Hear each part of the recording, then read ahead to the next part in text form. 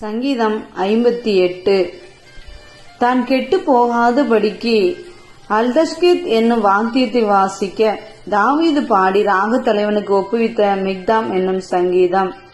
மௌனமாய் இருக்கிறவர்களே, நீங்கள் மெய்யாய் நீதியை பேசுவீர்களோ?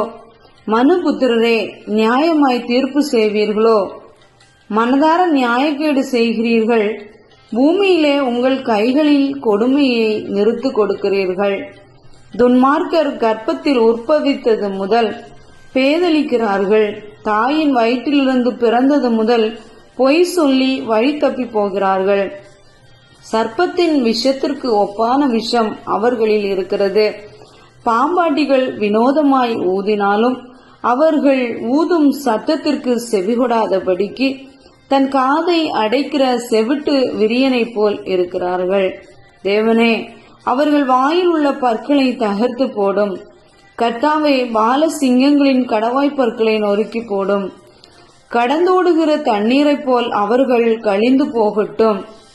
அவன் தன் அம்புகளை தொடுக்கும் போது அவைகள் சின்ன பின்னமாய் போக கடவது. கரைந்து போகிற நத்தையை போல் ஒளிந்து போவார்களாக. ஸ்ரீயின் முதிரா பிண்டத்தை போல் சூரியனை காணாதிருப்பார்களாக. முள் நெருப்பினால் உங்கள் பானைகளில் சூடேறும் முன்னே பச்சையானதையும் எரிந்து போனதையும் அவர் சுழல் காட்டினால் அடித்து கொண்டு போவார்.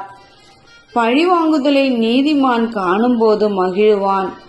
அவன் தன் பாதங்களை துன்மார்க்கனுடைய இரத்தத்திலே கழுவுவான்.